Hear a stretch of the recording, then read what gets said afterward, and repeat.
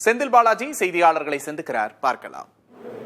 அந்த மனுக்களுக்கு தீர்வு காணக்கூடிய ஒரு அலுவலகமாக 10 தொகுதிகளில் மக்களுடைய தேவைகளை முழுமையாக நிறைவேற்றக்கூடிய ஒரு சிறப்பு வாய்ந்த அலுவலகமாக இன்று முதல் நாங்கள் இந்த பணிகளை தொடங்கி இருக்கின்றோம். இன்று மாலையுடன் தெற்கு தொகுதி மக்களுக்கு நன்றி தெரிவிக்கின்ற நிகழ்ச்சி அனைத்து வார்டுகளுக்கும் நேரில் சென்று மக்களை சந்தித்து நன்றி தெரிவிக்கின்ற நிகழ்ச்சி நிறைவு பெற இருக்கின்றன. இனி வார்டுகள் வாரியாக, தெருக்கள் வாரியாக அவருடைய தேவைகளை, கோரிக்கைகளை முழுவதுமாக கேட்டு பெற்று செயல்படுத்துவதற்கான அடுத்த கட்ட நடவடிக்கைகளை எடுக்க இருக்கின்றோம்.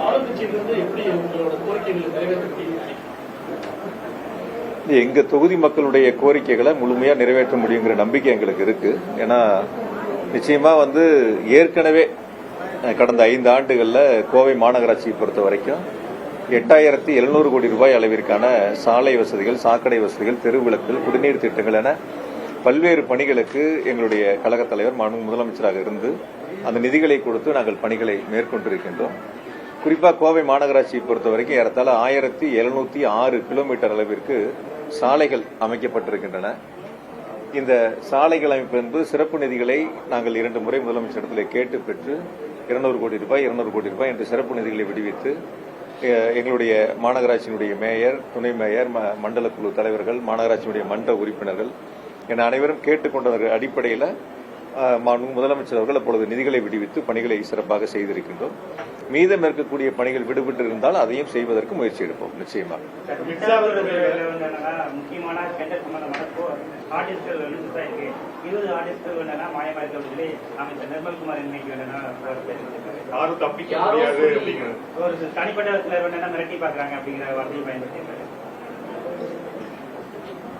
தமிழ்நாட்டில் ஒரு அமைச்சரை மிரட்டக்கூடிய அளவிற்கு ஒருத்தருக்கு துணிச்சல் இருக்கு அப்படின்னா அந்த அளவுக்கு சட்டம் ஒழுங்கு எந்த அளவுக்கு இருக்குன்னு அப்ப நீங்க பாத்துக்க வேண்டியதான். ஒரு அமைச்சரையே யாரோ ஒருத்தர் மிரட்டி பாக்குறாங்க அப்படின்னு ஒரு அமைச்சரே சொல்லும் போது அப்ப சாமானியர்களுக்கு எப்படி பாதுகாப்பு இருக்கும் அப்படிங்கறத நீங்க அதுல இருந்து எடுத்துக்க வேண்டியதான். பொதுவா ஒரு கருத்தை மட்டும் நான் உங்ககிட்ட முன்வைக்கணும். ஏன்னா நீங்க கேட்ட கேள்வியின் அடிப்படையில தொடர்ந்து தமிழ்நாட்டில் பல்வேறு இடங்கள்ல, சென்னை உட்பட மின்வெட்டின் காரணமாக பொதுமக்கள் தொடர்ந்து போராட்டங்களை நடத்தி கொண்டிருக்கின்றார்கள். இந்த அரசு பொறுப்பேற்று ஏறத்தாழ வெற்றி பெற்று 1 மாதம் நிறைவாகி இருக்கிறது.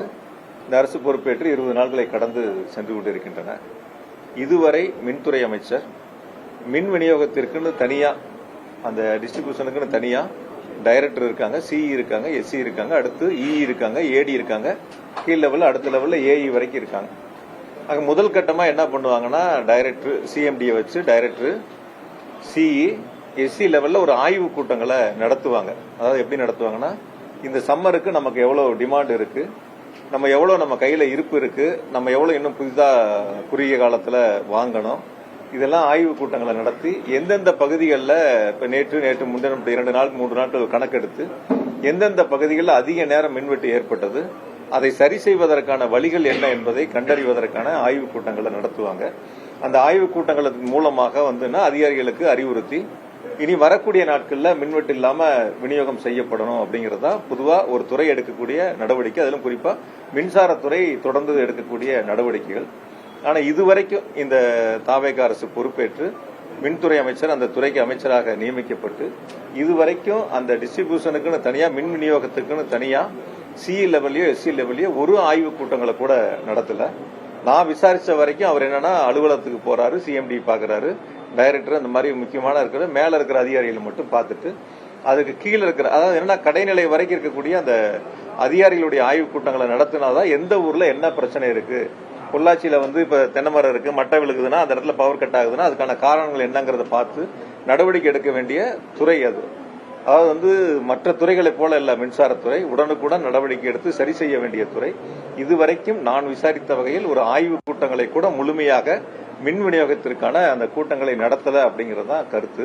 ஆகையால பொதுவா அந்த துறையை பொறுப்பேற்றிருக்கக்கூடிய அமைச்சர் அந்த ஆய்வு கூட்டங்களை நடத்தி மின்வெட்டிற்கு உரிய தீர்வுகளை எட்டப்படணும். நாங்க எங்களுடைய தலைவர் அவர்கள் முதலமைச்சராக இருந்த பொழுது கடைசியா கூட தேர்தல் பதிவு முடிஞ்சு வாக்கு எண்ணிக்கை எடுத்துக்கிட்டீங்கன்னா கூட 29 நாள்ல பாத்தீங்கன்னா 2026 இப்ப 21,307 மெகாவாட் அன்னைக்கு உச்சபட்ச மின் தேவை, எந்த தடையும் இல்லாம சீரான மின் விநியோகம் முழுமையாக வழங்கப்பட்டன. அதற்கான முன்னேற்பாடுகள் செய்யப்பட்டிருக்கின்றன. அதிகாரிகள் வந்து 24 மணி நேரம் பணியில் அமர்த்தப்பட்டு பணிகளை செய்தார்கள். இன்று அந்த பணிகளை செய்வதை விட்டுவிட்டு அதை பொதுவா இப்ப நானே கூட பார்த்தேன், பத்திரிகையில தான் பார்த்தேன், பத்திரிகையிலையும் செய்திகளையும் தொலைக்காட்சிகளையும் பார்த்தேன். இது இந்த டெண்டர் சம்பந்தப்பட்டதெல்லாம் 3 குழுக்கள் அமைக்கப்பட்டிருக்கின்றன, ஆராயப்படும் அப்படின்னு சொல்லிட்டு. பொதுவா மின்சார வாரியத்தை பொறுத்த வரைக்கும் டெண்டர் விடுவதற்கு முன்பாக அந்த டெண்டர் டாக்குமெண்ட் தயார் பண்றதுக்கு ஒரு டீம் இருக்காங்க, சம்பந்தப்பட்ட ஆபீசர்ஸ் பண்ணுவாங்க. டெண்டர் டாக்குமெண்ட் வந்து டெண்டர் கால்பர் பண்ணி அப்லோடு பண்ணதுக்கு அப்புறம் அந்த டெண்டர் ஓபன் பண்ணும்போது அதுக்கு ஒரு கமிட்டி இருக்கு. அது ஒரு டீம் கமிட்டி தான் வந்து அதை ஓபன் பண்ணி அதுக்கப்புறம் வந்து அவங்களுக்கு பிரைஸ் சம்பந்தப்பட்டது கூப்பிட்டு பேசுறது, அதுக்கப்புறம் பிஎல்டிசியில வந்து அப்ரூவல் வாங்குறது, அதற்கு பிறகு போர்டில் வச்சு அப்ரூவல் வாங்குவாங்க. அந்த டெண்டர் இறுதி செய்யப்படுவது போர்டில் அப்ரூவல் வாங்குவாங்க. அந்த போர்டில் யாரெல்லாம் இருப்பான்னு கேட்டீங்கன்னா பைனான்ஸ் செக்ரட்டரி இருப்பாரு, இண்டஸ்ட்ரியல் செக்ரட்டரி இருப்பாரு, எனர்ஜி செக்ரட்டரி இருப்பாரு. இப்படி மூத்த ஐஏஎஸ் அதிகாரிகள் வந்து அந்த போர்டில் இருப்பாங்க. அவங்க தான் அந்த டெண்டரை வந்து இறுதி செய்யக்கூடிய இடங்கள். இதெல்லாம் வழக்கமா இருக்கிறது, இன்று நேற்றல்ல பல ஆண்டுகளாக வழக்கமாக இருக்கிறது. உயர் அதிகாரிகள் ஐஏஎஸ் அதிகாரிகள் அந்த டெண்டரை இறுதி செய்யக்கூடிய பணிகள் இருப்பாங்க. அதனால இதுல வந்து யாரும் வந்து தவறுகள் செய்ய முடியாது. ஒரு குழுல தவறு நடந்தா கூட அடுத்த குழு அதை கண்டுபிடிச்சாங்கன்னா அந்த டெண்டரை ரத்து பண்ணுவாங்க, இல்லைன்னா அடுத்த மறு டெண்டருக்கு போவாங்க. ரேட் அதிகமா இருந்ததுன்னா அவங்களை சம்பந்தப்பட்ட நிறுவனங்களை கூப்பிட்டு ரேட்டை குறைப்பதற்கான பேச்சுவார்த்தை நடத்தி ரேட்டை குறைப்பாங்க. ஏதோ புதுசா இப்ப 3 குழு அமைச்சு அந்த குழு ஏதோ வந்து புதிதா விதிமுறைகளை வகுப்பதை போல ஒரு தோற்றத்தை உருவாக்குறாங்க. அதுக்கு ஒரே ஒரு உதாரணம் சொல்றேன். மின்னகத்தை பத்தி பொதுப்பணித்துறை அமைச்சர் பார்த்தேன், பேட்டியில கொடுத்திருந்தாரு. புதுசா ஒரு நம்பர் எங்களுக்கு கொடுத்திருக்காங்க, டோல் ஃப்ரீ நம்பர். அதை வந்து நாங்க உங்களுக்கு சொல்றோம், மக்கள் இதை பயன்படுத்தலாம்னு சொன்னாங்க. அதெல்லாம் 2021 எங்களுடைய முதலமைச்சர் மாண்புமிகு தளபதி அவர்கள் மின்னகத்தை அவங்களே நேரில் வருகை வந்து மின்வாரி அலுவலகத்துக்கு தொடங்கி வச்சு, நானே உங்ககிட்ட சட்டமன்றத்திலேயே பதில் சொல்லியிருந்தேன், 30 லட்சத்துக்கும் மேற்பட்ட புகார்களுக்கு தீர்வு காணப்பட்டதுன்னு. அதனால எதையுமே வந்து இவங்க முழுமையா ஆராயாமல், சம்பந்தப்பட்டிருக்கின்ற அமைச்சர்கள் அந்த துறையை பற்றி முழுமையாக கவனம் செலுத்தி தெரிந்து கொள்ளாமல் ஒரு அரைகுறைத்தனமாக அவருடைய அவங்ககிட்ட சுத்தமா வந்து நிர்வாக திறமைங்கிறது கொஞ்சம் கூட இல்ல. அதை வெளிக்காட்ட முடியாம பல்வேறு காலகட்டங்களில் பல்வேறு மாற்று கருத்துக்களை சொல்லிட்டு இருக்காங்க. நாங்க பொறுப்பெடுத்துக் கொள்கின்ற பொழுதே நான் சொன்னேன், சட்டமன்றத்திலே 1,55,000 கோடி மின்வாரியம் கடன்ல இருக்குன்னு சொன்னேன். வருஷம் 15,000 கோடி வட்டி கட்டுறோம்னு சொன்னேன். இப்ப இந்த 5 வருஷத்துல எவ்வளவு வட்டி கட்டியிருப்போம்? ஒரு வருஷத்துக்கு 15,000 கோடினா 75,000 கோடி வட்டியே கட்டியிருப்போம். அப்ப 2 லட்சம் கோடி கடன் இருக்குங்கிறாரு. நாங்க இருக்கும்போதே 1.5 லட்சம் கோடி, நாங்க வரும்போது 1.5 லட்சம் கோடி கடன், வட்டி கட்டினது சேர்த்துனீங்கன்னா 2 லட்சம் கோடி நார்மலா வரக்கூடியதுதான். அந்த 2 லட்சம் கோடி கடன் அப்படிங்கறத தவிர தமிழ்நாடு அரசு, எங்களுடைய தலைவர் அவர்கள் முதலமைச்சராக இருந்து மின்வாரியத்துக்கு எவ்வளவு நிதி கொடுத்தாங்கன்னு அதை மின்துறை அமைச்சர் சொல்லல. இந்த 5 ஆண்டுகள்ல தமிழ்நாடு அரசு நிதிகளை கொடுத்து மின்வாரியத்தை எந்த அளவிற்கு எங்களுடைய தலைவர் அவர்கள் காப்பாற்றினார்ங்கிறத சொல்லல. ஏறத்தாழ 70,000 கோடி அளவிற்கு மின்சார வாரியத்திற்கு இந்த 5 ஆண்டுகள்ல நிதிகளை எங்களுடைய தலைவர் அவர்கள் முதலமைச்சராக இருந்து விடுவிச்சு மின்வாரியம் காப்பாற்றப்பட்டிருக்கு. அதனால நான் உங்க மூலியமா சொல்லிக்கிறது என்னன்னா, மின்வெட்டுக்கு உரிய காலத்தில் தீர்வு காணப்பட வேண்டும். அதற்கு சம்பந்தப்பட்ட அதிகாரிகளை அழைத்து பேசி ஆய்வுக் கூட்டங்களை நடத்தி அது சம்பந்தமான நடவடிக்கைகளை விரைந்து எடுக்க வேண்டும். அதை விட்டுவிட்டு அதற்கு மாறாக ஏதோ தவறுகள் நடந்ததை போல ஒரு தோற்றத்தை உருவாக்குவதும், ஏதோ ஹார்ட் டிஸ்க் காணாம போச்சு, ஹார்ட் டிஸ்க் காணாம போனா யார் வேணாலும் நடவடிக்கை எடுக்கலாம்ல. யார் சம்பந்தப்பட்டவங்க இருக்காங்க, எந்த செக்ஷன்ல காணாம போயிருக்கு, இதெல்லாம் நடவடிக்கை எடுக்க வேண்டியது அரசினுடைய கடமை, சம்பந்தப்பட்ட துறையினுடைய அமைச்சருடைய கடமை, சம்பந்தப்பட்ட அதிகாரிகளுடைய கடமை. ஒரு கீழ் லெவலுக்கு ஒரு தவறு பண்ணாங்க அப்படின்னா, உங்க நிறுவனத்துல யாரோ ஒருத்தர் ரிப்போர்ட்டர் தவறு பண்ணா உடனடியே மேலக்கும் நடவடிக்கை எடுக்க தானே செய்வாங்க. அது மாதிரிதான் அதுவும் ஒரு துறை சார்ந்தது. அது வந்து ஒரு பெரிய அளவுல ஏதோ தவறுகள் நடந்தது போல அந்த துறை ஏதோ வந்து இவங்க புதுசா நான் 2-3 பேட்டியில பார்த்தேன், சீரமைக்க போறேன். முதல்ல மின்வெட்ட சீரமைங்க, அப்புறம் துறைகளை சீரமைக்கலாம். துறைகள்லாம் ஏற்கனவே சீரமைக்கப்பட்டு பல முன்னேற்றங்களை நோக்கி போயிடுச்சு. கடைசி 2 வருஷம் இதுல வருவாயில தான் இருந்தது மின்வாரியம். அதனால முதல்ல மின்வெட்டை சீரமைக்கிறத விட்டுட்டு துறைகளை சீரமைக்க போறோம்னு சொல்லிட்டு இருக்காரு. மின்வெட்டுக்கு போர்க்கால அடிப்படையில் நடவடிக்கை எடுக்கணும் இந்த அரசு.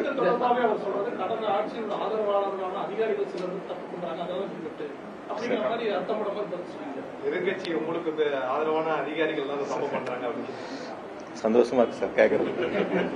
அதாவது என்னன்னு கேட்டீங்கன்னா, அரசு மாறலாம், அதிகாரிகள் மாற மாட்டாங்க, அவங்களே தான் இருப்பாங்க. சியா இருக்கட்டும், எஸ்சியா இருக்கட்டும், ஒரு செக்ஷன்ல இருந்து இன்னொரு செக்ஷனுக்கு வேணா பணியிட மாற்றம் செய்யலாமா தவிர அவங்க அந்த மின்வாரியத்தில் தான் பணியாற்றக்கூடிய சூழல் அவங்களுக்கு இருக்கு. அதனால வந்து எந்த அரசாங்கம் இருந்தாலும் அதே அதிகாரிகள் தான் அங்க மின்வாரியத்தில் பணியாற்ற போறாங்க.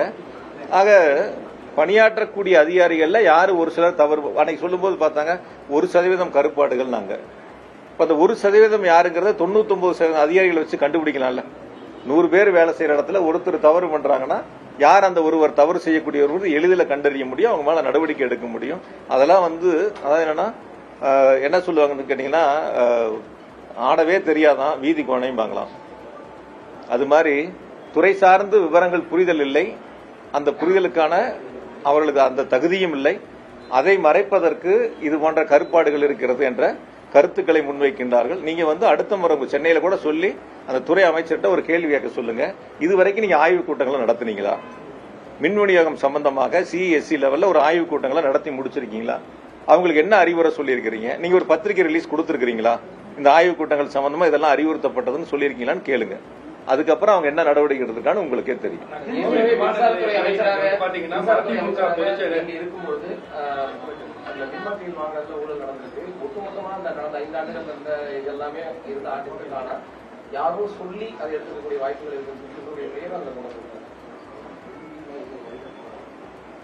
அதாவது இப்பதான் நீங்க கேள்வியில கேட்கும்போது சில கேள்விகளை முன் வச்சீங்க.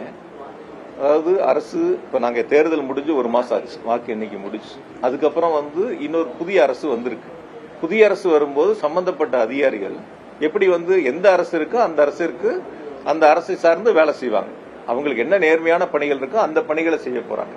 அப்படிப்பட்ட ஆவணங்கள் நான் இப்ப சொன்னல, அந்த டென்ட் டாக்குமெண்ட் ஒருத்தர் எடுக்கிறாங்கன்னா அதுக்கு எத்தனை கமிட்டி இருக்கு, அது எப்படி கடைசியா இறுதி முடிவு எடுக்கிறாங்க, அதுக்கு அனுமதி எப்படி கொடுக்கறாங்கிற வரைக்கும் சொல்லியிருக்கிறேன் நான். அதனால இதுல அவங்க தவறு யாரு வேணாலும் நடவடிக்கை எடுக்க வேண்டியதானே. அதை விட்டுட்டு ஒரு பதட்டத்தை உருவாக்குற மாதிரி ஏதோ இவர்கள் புதிய தவறுகளை கண்டுபிடிச்சு ஒரு பூதகரமா ஒரு பெரிய இதை கொண்டு வந்துட்ட மாதிரி ஒரு தோற்றத்தை உருவாக்குவதற்கான முயற்சி செய்யறாங்க. அந்த முயற்சி ஒருபோதும் எடுபடாது.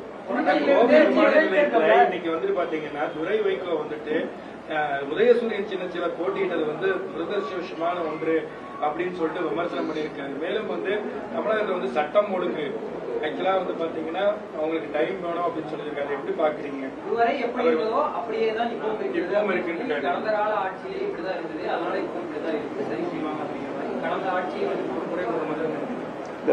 நீங்க ஒரு தேர்தலில் கொடுத்த வாக்குறுதிகளுக்கு நீங்க கால அவகாசங்கள் கேட்கலாம்.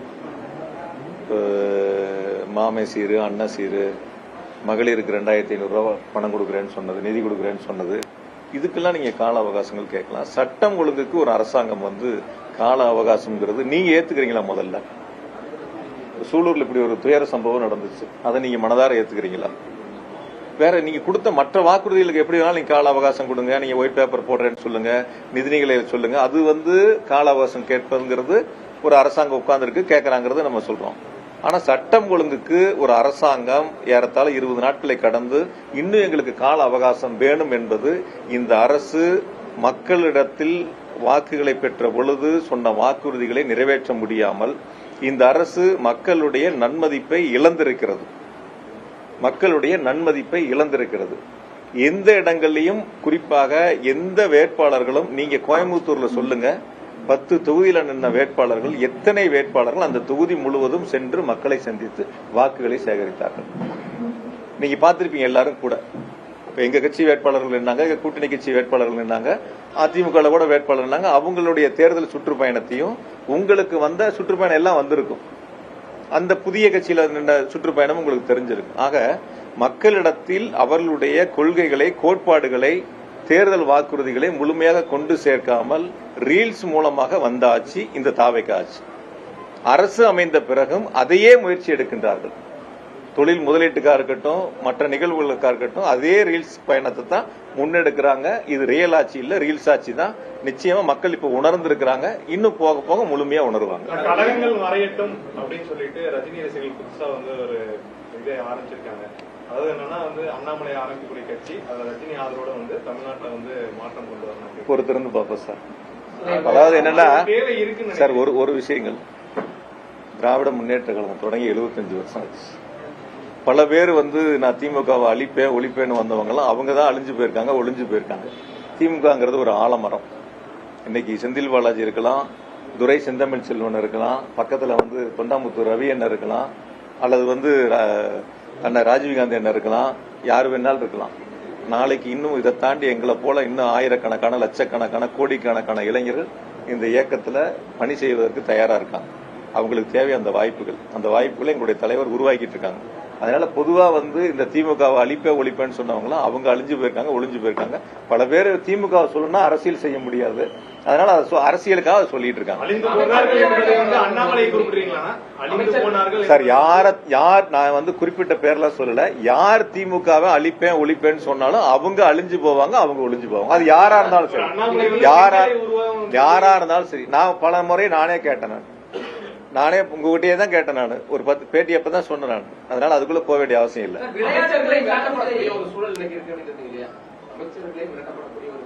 நான் சொல்லல சூழல, அவங்க சொன்ன பதிலுக்கு நான் சொன்னேன். அவரு தானே சொன்னார், அவரு என்னையே மிரட்டி பாக்குறாங்கன்னு சொன்னா நீங்க தான் சொன்னீங்க. இப்ப நான் அந்த பேட்டியை கூட பாக்கல, நீ சொன்ன கருத்துல இருந்து நான் சொன்னேன். ஒரு அமைச்சரா இருக்கவரு என்னையே மிரட்டி பாக்குறாங்க அப்படின்னா, இப்ப யாரோ ஒருத்தர் மிரட்டக்கூடிய அளவுக்கு தைரியம் இருக்குன்னா அப்ப சட்டம் ஒழுங்கு எப்படி இருக்குன்னு நீங்க பாத்துக்க வேண்டியதான்.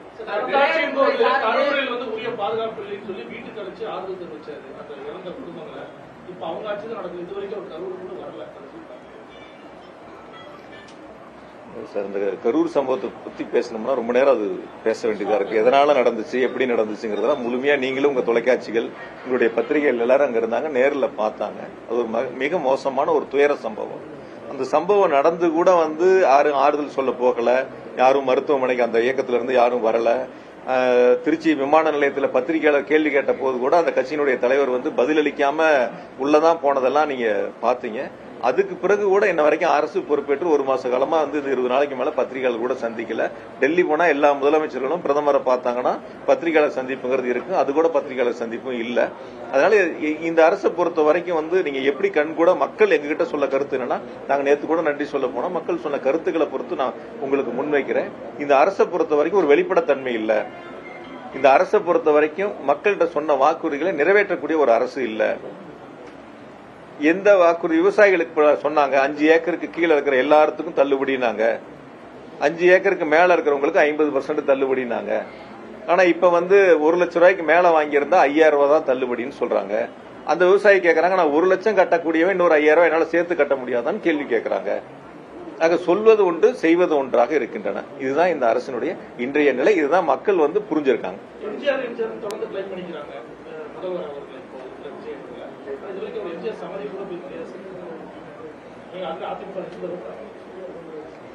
அது சார், சில நேரங்களில் சில அரசியல் கட்சியினுடைய தலைவர்களுடைய பெயரை பயன்படுத்தி அந்த வாக்குகளை தன் பக்கம் ஈர்ப்பதற்கான அந்த முயற்சிகளுக்கான மடைமாற்றமாக பயன்படுத்துறாங்க. அதான் ஒரு அமைச்சர் சொன்னாங்க, ஒரு கட்சியில இருந்து 90 விழுக்காடு எல்லாம் எங்ககிட்ட வந்து சேர்ந்துருவாங்க அப்படின்னு. அதான் அவங்களுடைய எதிர்பார்ப்பு. அந்த மாதிரி சொன்னா கொஞ்சம் பேர் வருவாங்களாங்கிறதுடைய எதிர்பார்ப்பு. முன்னாள் அமைச்சர் செந்தில் பாலாஜி செய்தியாளர்களை சந்தித்த காட்சிகளை பார்த்தோம். மின்துறை தொடர்பான பல்வேறு விமர்சனங்களை முன்வைத்திருக்கிறார் அமைச்சர். இதுவரை ஒரு முறை கூட ஆய்வுக் கூட்டத்தை முழுமையாக நடத்தவில்லை என்றும் குற்றம் சாட்டியிருக்கிறார்.